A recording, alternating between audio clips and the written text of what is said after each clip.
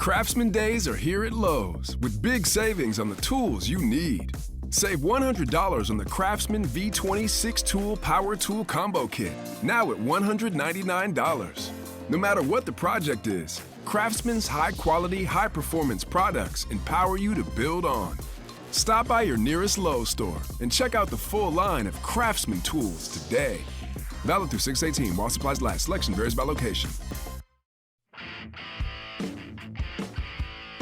And welcome to Nats Chat for Wednesday, March 24th, 2021, along with Nats insider Mark Zuckerman of MASNsports.com. I'm Al Galdi, host of the Al Galdi podcast. We are getting closer. 8 days away are we from opening day, April 1st. Yes, opening day is on April Fool's Day. Fools, we are not. At least we don't think so. What do you think would happen, though, Mark, if someone tried to play an April Fool's joke on Max Scherzer on opening day, knowing as we know his intensity on a game day? How do you think our guy Max might react to an April Fool's joke in 8 days? Oh, my. I mean, there are guys who I think would handle it quite well, and then there's Max Scherzer. And I would not be the one, want to be the one to try that prank. I could see him trying to prank someone else and getting a kick out of it. But I would say the last two guys in the world I would want to try to prank on April Fool's Day, if they're pitching, would be Max Scherzer and Steven Strasburg. Those are the last two guys. Maybe Jonathan Papelbon. I wouldn't want to mess around with that either, but I don't think we have to worry about that right now. No, not anymore. You know, it's interesting you bring up Max and Strauss because they had that incident in the dugout a few years ago, but that wasn't over an April Fool's joke, right? No, not that I know of. No, that was a little disagreement that honestly probably happens more than we realize, but it happened in the open. And so for all of us to finally got a chance to see it, it made some headlines at the time, but I think they're all right. As a starting pitcher, one of the hardest things to do is when you do not feel that you did your job coming out of the game and giving five to your teammates who want you to be a good team player. It's not easy, but you got to do it. Steven Strasburg coming out of the game, not wanting to give anybody attention. So Max Scherzer would show some leadership and get on him a little bit here and talking about certain things. Now, I really like how Strasburg got up and didn't want to do this in front of everybody, went back in the tunnel. Those are two type A personalities, I guess. Well, Strasburg not type A, but, alpha dogs, guys who are very much into what they do. And there aren't very many people in this world who they want telling them what to do.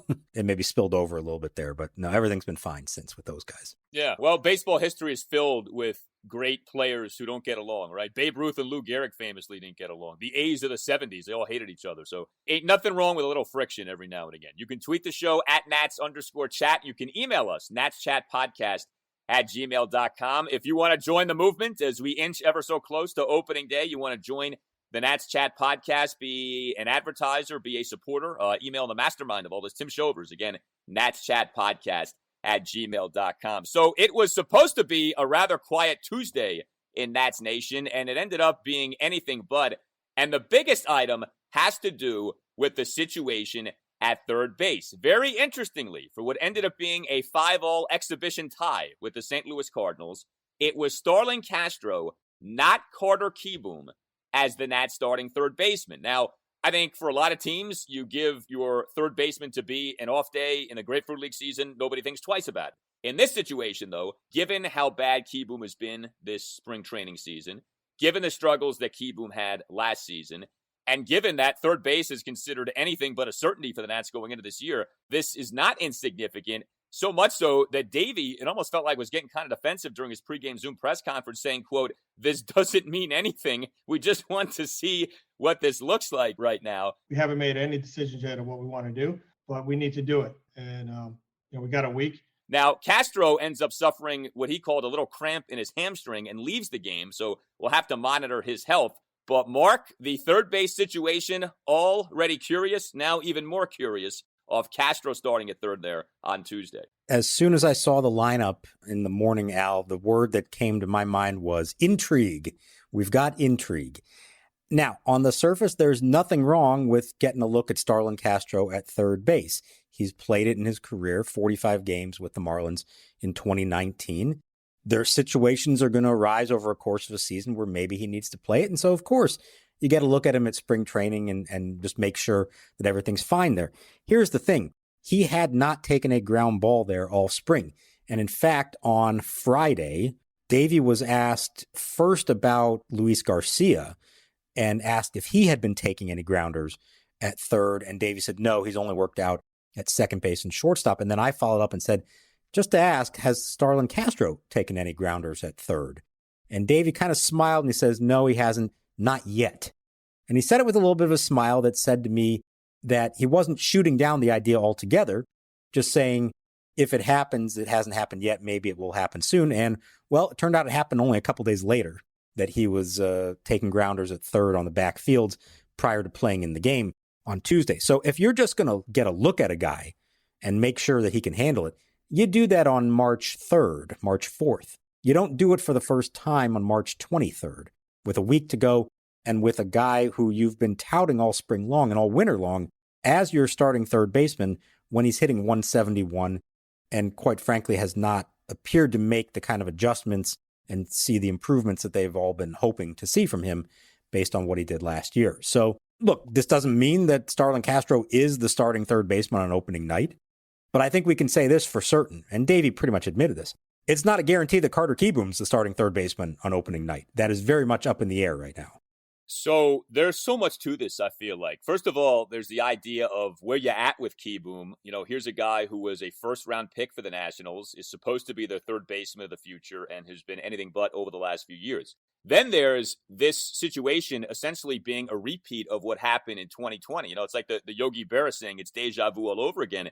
2020 season, we go into it with Davey telling anyone who would listen, Carter Kieboom's going to be on every game third baseman. Carter Kieboom, it's third base for him. He's going to be our guy this year. And then what happens at the start of the season? It's Asdrubal Cabrera as the Nats starting third baseman for each of the first 5 games of the year. Now, I know Kieboom was dealing with like a groin issue at the time, but that job ended up being anything but Kieboom's in 2020, and he didn't play well, right? Ended up getting demoted to the minor league side as the season went on. This past offseason, same thing. We're told once again, Carter Kieboom, third base, his job. You know, we're gonna commit, we're gonna set it and forget it, all that kind of a thing. And now we're not even out of spring training, and they're already flirting with Castro at third base. And that's another thing I would throw into this. Davey's been pretty consistent. Correct me if I'm wrong, but when he has talked about Castro in the field, he has made it clear second base is Castro's best spot. And if you look at the defensive metrics, they back that up. Starlin Castro's actually been a pretty good defensive second baseman over the last few years. And for a defensive needy team like the Nats, I don't think you poo-poo that. Like, they need defensive excellence wherever they can find it. Castro's at +4 defensive runs saved over the last few years, so you don't move him from second unless you really have to. And I'm with you. Like, I don't think this is insignificant. I think this is telling. The timing is everything. And, you know, not to overreact, but I think you do have to really start to wonder, like, where are we going here with Kieboom? I mean, if this is back-to-back years where they say they're going to go with him and then they don't even start the season with him as the every game third baseman, man, I mean, this is really starting to feel to me like, you know, a Lucas Giolito situation where we heard all this hype, but it just never happens, at least not here. Well, and all of that you, as you just explained, this is why this is a very tenuous period for them and for him as a prospect. If they have believed all along that he could turn it around, that he was legitimately the player that they always believed that he was, then you give him all the votes of confidence publicly and privately that they had been giving, and then you put him out there to start the season, and you give him some time. You don't make him think that he is needs to have his head on a swivel, where at the first sign of trouble, you've got to make a change, and now all of a sudden that can have, you know, long-term ramifications for a young player. So what we're seeing here is already the manager at least suggesting that they aren't 100% confident in him. And to me, if you're going to make that move, even if what we saw on Tuesday is not officially official that Starlin Castro is the opening day third baseman, the message you're sending Kieboom is, we aren't convinced that you are. And that almost feels like, to me, you've already made the call and you end up needing to remove him from the team. I mean, at least from the major league roster. I don't envision a scenario where Kieboom's on the roster but not playing consistently. I don't think that does anybody any good. So, you know, again, we're jumping the gun a little bit here, but it's not that hard to extrapolate this out and see a scenario where Kieboom is opening the season in what it constitutes the minor leagues right now. It's the alternate training site until the AAA season starts late. And if that happens, even if he starts tearing the cover off the ball, are you then going to call him up in a month? You know, where is his psyche at that point? So, yeah, this is a big moment, not just for the franchise and what they're doing at third base this year, but for what the ultimate future of a first-round pick is and whether he does have a future with this organization. Davey, obviously, he's not dumb. Mike Rizzo, obviously, is not dumb. They are privy to things we are not. You do wonder if they're not seeing everything maybe behind the scenes that they want to be seeing with Carter Kieboom, because it is odd that they keep committing to him and then they decommit. That's not normal. And I can't recall of another situation where we've had something like this, especially with a top flight Nationals prospect. The other thing is, they basically did nothing at third base in the offseason. These weren't just empty words of we're going to go with Kieboom at third base in 2021. Their actions backed up those words. I mean, they re-signed Josh Harrison, okay, but he's more of a super utility guy. He's not like some third baseman. You say, all right, well, if Kieboom's not there, Harrison can be the guy. They don't really have other options. Again, they don't want to put Castro at third. It feels like they're doing this because they feel like they have to, not because they want to. So the thinking, I think, has changed here with Kieboom.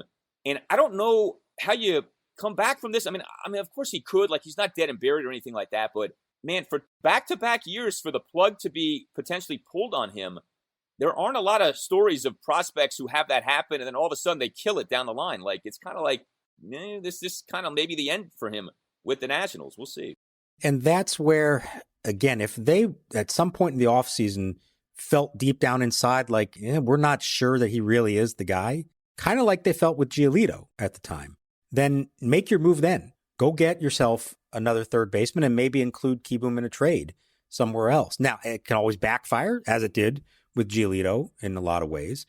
But the worst thing you can do is keep sticking with a guy that you're not fully committed to and then have to pull the plug, as potentially they're doing here. Now, why they didn't go get another third baseman this winter, I don't have a perfect answer for that. I don't have the full picture of this, but I think it's a couple of things potentially there. I mean, they at least explored other options. As really you do with anything, you always look at everything that could be out there, and it doesn't mean that you're actively or desperately trying to find a replacement, but you always look into what's out there. And for whatever reason, Mike Rizzo did not find something that worked for him. Now, that can mean a couple things. One, it could mean that he didn't find any players that he thought were better at the price that they would cost. So that can mean in terms of free agents who might have cost a lot. I mean, look, would they have loved to get DJ LeMahieu or Justin Turner? Sure. Those guys would obviously be upgrades.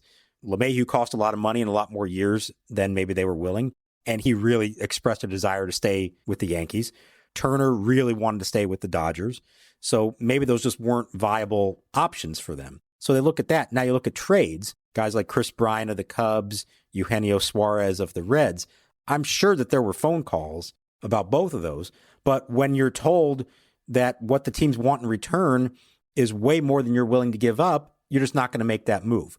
So that doesn't mean that Mike Rizzo maybe wouldn't have rather had one of those guys, but not at the price that it would have cost them. And so it leaves them in this position. Now, maybe there could have been some other plan B, some other second tier, third tier free agent they could have signed as a fallback option here, which they did not get. That I was surprised at, that they went into this basically saying it's Kieboom or bust. And we kept saying in the back of our minds, okay, if it's not him, what is plan B? And the best we could come up with is Starlin Castro at third, which means Luis Garcia at second. And that's a whole nother issue there because Garcia actually has worse numbers than Kieboom at the plate this spring. So there's a big domino effect of all this. And there's just a lot of questions and uncertainties there if they make this move. It's not just about who's at third. Now it's about who's at second. Yeah, no doubt. There's certainly a domino effect with something like this. The Kieboom development, not the only development on Tuesday for the Nationals. It was exhibition start number 2 for Jon Lester in that 5-0 tie with the Cardinals. His final line, 1 run in 3 2/3 innings. No strikeouts, but just 3 hits allowed, all of them singles, 2 walks through 30 of his 51 pitches for strikes. We'll see, how he progresses here, but it does continue to appear as if the Nats will have Lester good to go for the start of the regular season. The good stuff in this game was he was pretty efficient. Those first 3 innings, he kind of cruised through them. The pitch count was low. That was good. They really wanted to get him into a 4th inning, which he got. They felt like that was the most important thing they could do in that start. So they got him there. 4th inning, he loaded the bases. It was a walk, a couple of not that really hard hit balls.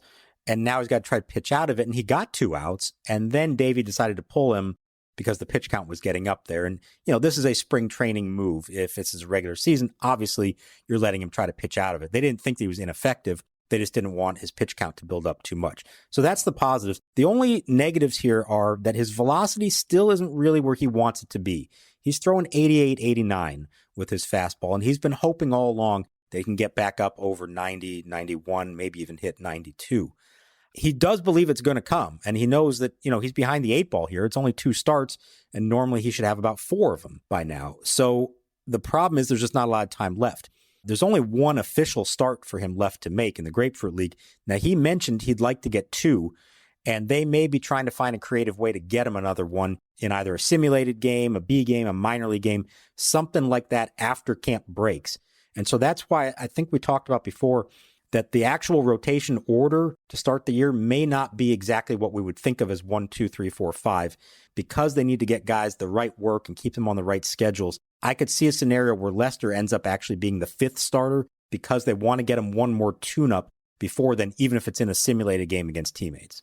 So to the point of Lester's velocity, his velocity last season in terms of the four-seam fastball velocity, career worst 89.8 miles per hour per Sports Info Solutions. It's lovely that he wants it to be in the low 90s for this season. That may not be possible anymore. That just may not be who Jon Lester is anymore. And the thing that jumped out to me with the final line from that game on Tuesday, the 0 strikeouts, he's not a strikeouts pitcher. And he averaged 6.2 strikeouts per 9 innings last season. Jon Lester's one of those guys who's going to be putting balls in play. That's why that Nats defense matters so much. He's not a Scherzer or a Strasburg to where you can count on him, 10 strikeouts in 7 innings, that kind of a thing. So they really do need the defense behind Lester, especially for those starts, to be on point. I just don't know.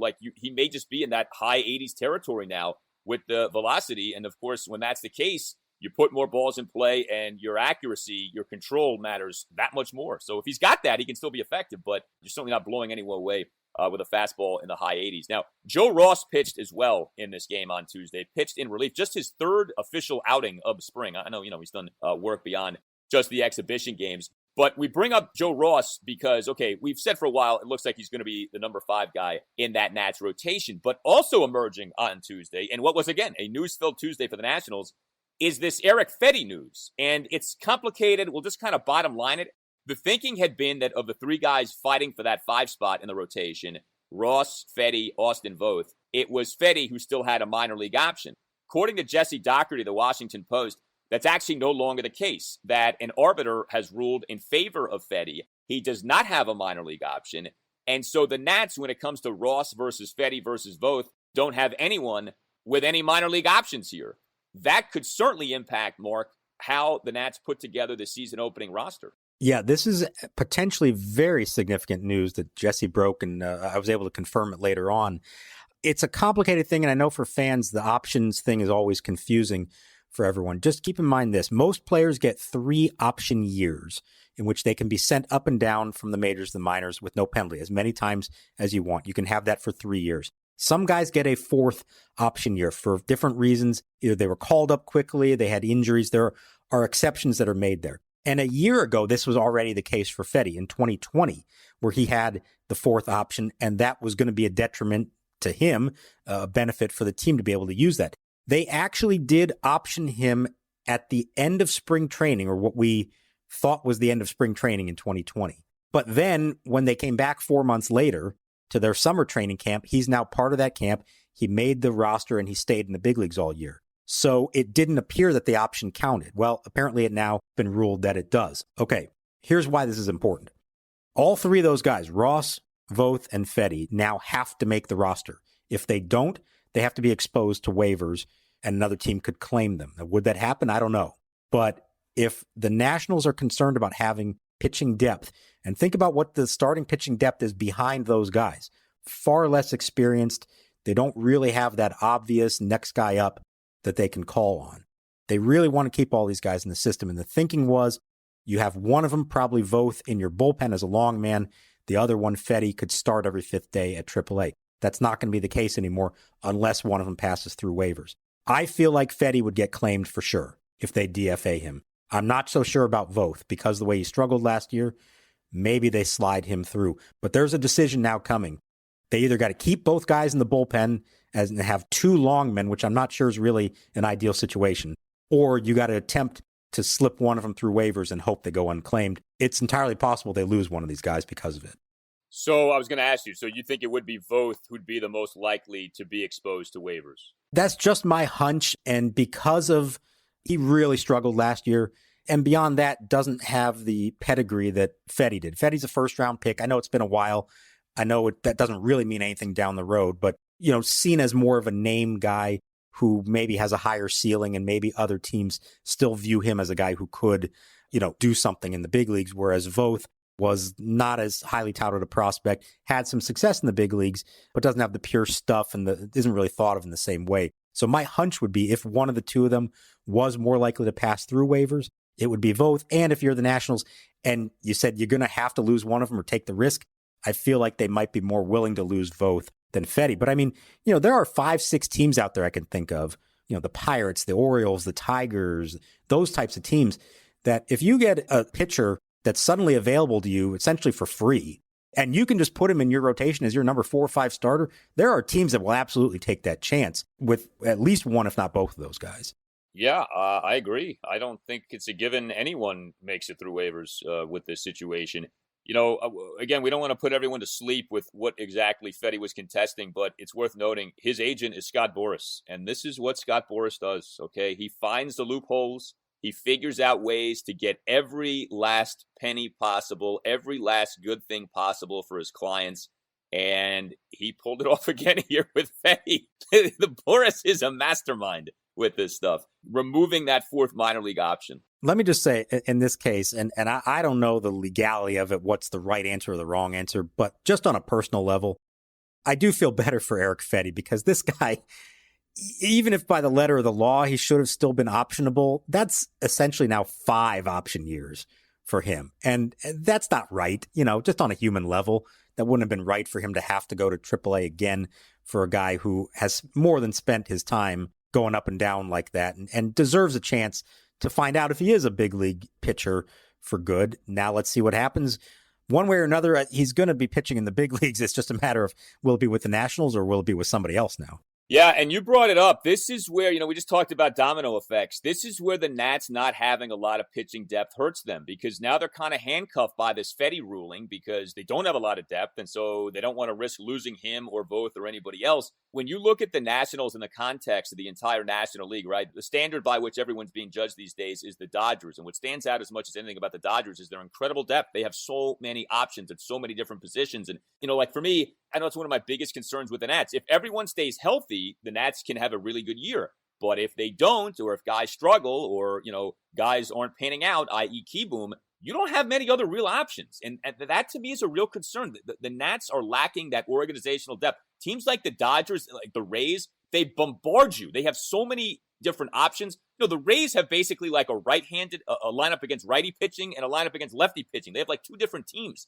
Nats don't have that. Nats don't have anything close to that. So I felt like this Fedde scenario kind of captured that of depth is a concern for the Nats. And if guys aren't available for whatever reason, that's going to be a problem in 2021. Especially when it comes to rotation depth. And this has been going on for a while now. We've talked about it, how they've drafted a lot of pitchers in the first round, and a lot of them have not panned out. You got to go way back for someone that's basically Steven Strasburg is the last drafted pitcher by the Nationals who made it to the big leagues with the Nationals and stuck with the Nationals for a long time. Yes, there's been Giolito, Jesus Luzardo, some other guys who've gone on elsewhere, but in-house of their own, it has not worked out. And those are the kind of guys that you always need that next group of that next wave coming up so that you can call on them when you need someone. So you do always have guys with options, which, as we've seen now, they do not have. The next wave of at least legitimate prospects in the pitching department is Jackson Rutledge and Cade Cavalli, and they're not big league ready yet. It's going to be a while for them. So this is where we may see them have to ultimately call upon someone like Rogelio Armenteros. Ben Bramer we saw last year. Will Crow was a guy who did fit that description, and he was traded to the Pirates in the Josh Bell deal. So there is a lack of reliable or at least viable starting pitching options for them to have at AAA. And that may be why they ultimately decide here, even though it's not their ideal scenario, they may have to keep both Voth and Fedde in their big league bullpen just to make sure they have them, because you're going to need them to start eventually. Cannot emphasize enough how much the Nats need Rutledge and Cavalli to pan out, and for those guys to blossom for the Nats and be staples for the Nats in their rotation for years to come, especially with the Scherzer contract expiring after this year. So you just mentioned Josh Bell. He has had an excellent exhibition season. He's one of multiple Nats who've had very good Grapefruit League seasons. Victor Robles has done very well. Yadiel Hernandez has done well, kind of making things interesting when it comes to that fourth outfielder spot. You know, I know people still feel like it's Andrew Stevenson's to lose, but Hernandez has done a good job. And then on the flip side are the Nats' two best batters who've not done so well so far in exhibition season. And we all know the caveats of it's spring training. We don't read too much into these things, right? Mike Rizzo loves to say it, back of the baseball card, that's what you focus on.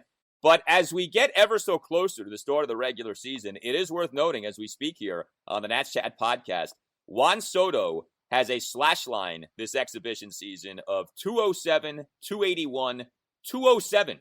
His slugging percentage is the same as his batting average. Is that good? No, it's not supposed to go that way. Trea Turner's slash line, interestingly, does include a 359 on base. He's drawn 8 walks, but he's batting 194. He's slugging 226. I don't want to say anyone should be worried, but should we just completely ignore these results as well? No, I don't think we should totally ignore them. Now, look, if there's any two guys on the roster that I'm not concerned about their ability to hit big league pitching and that they're going to be just fine when it's all said and done, it's Juan Soto and Trea Turner, of course. But you would like to see some signs of it from them in spring training, especially in the last week of spring training. Now, in Trea's case, he has hit the ball hard.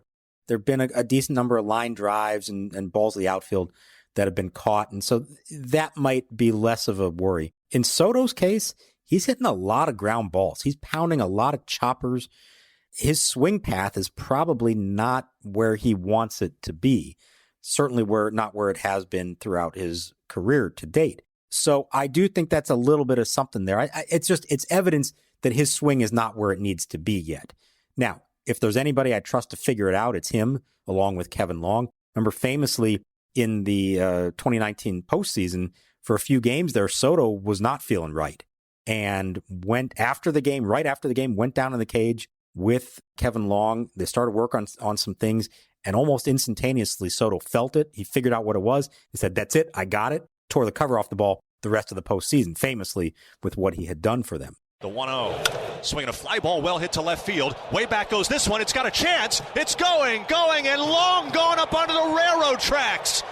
Welcome to the World Series, Juan Soto. He will figure it out, of course.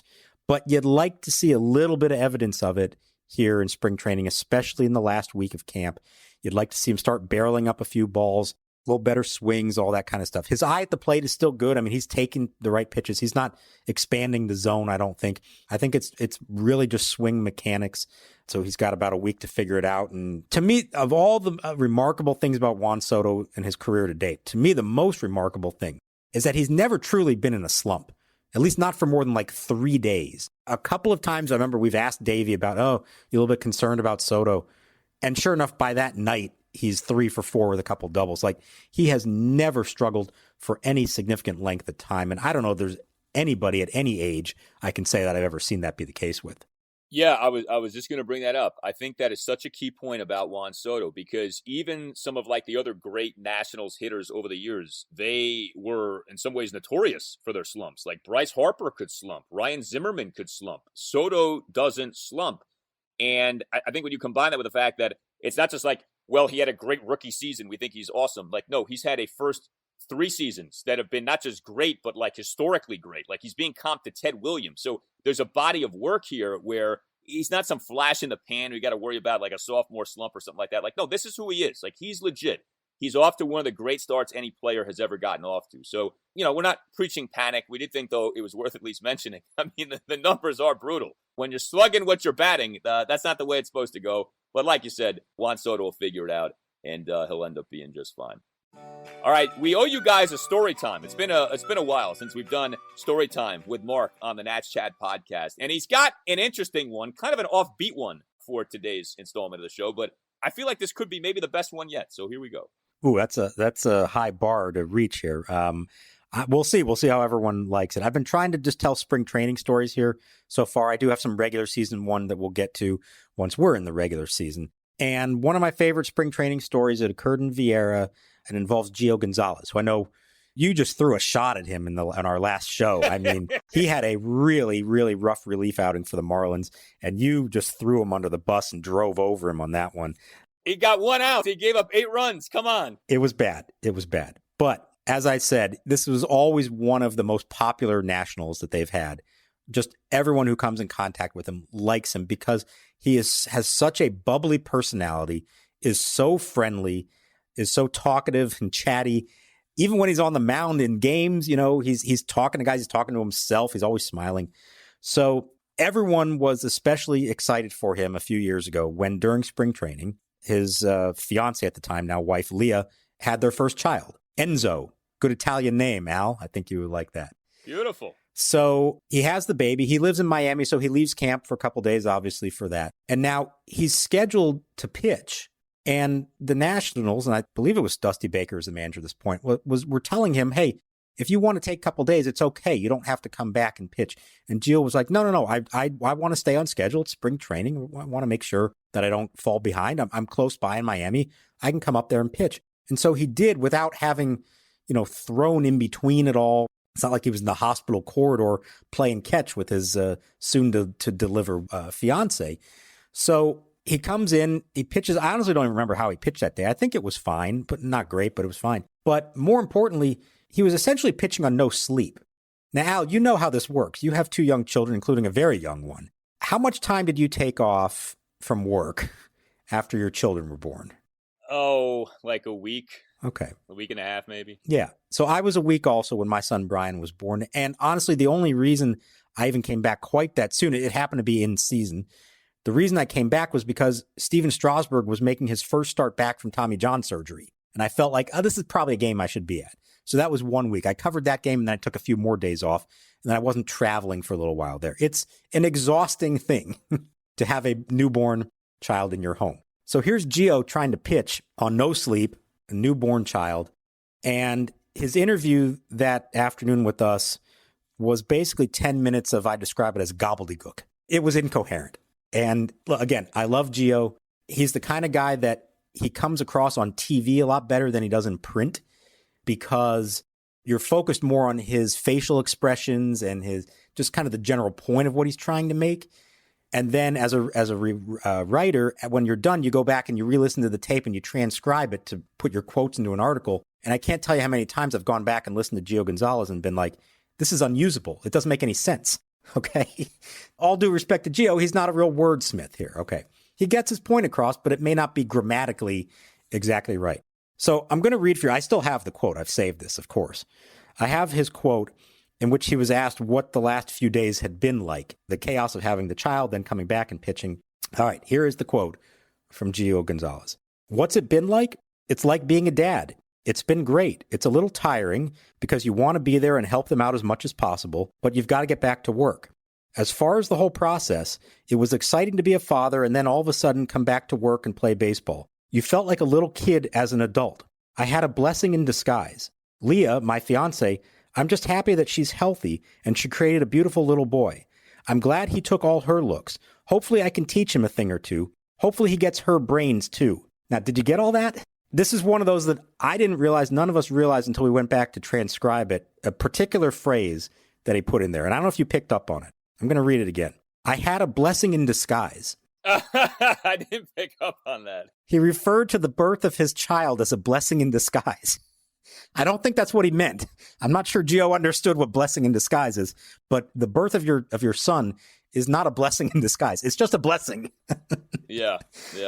Gio needed help with the idiom there. And that was just one of 6 or 7 quotes from that day that just made no sense at all. And I've always enjoyed keeping that, and few of us have some fun reliving that story every once in a while when we're talking about Gio Gonzalez. But look, as a father myself, and as you know too, you're not very coherent in that first week.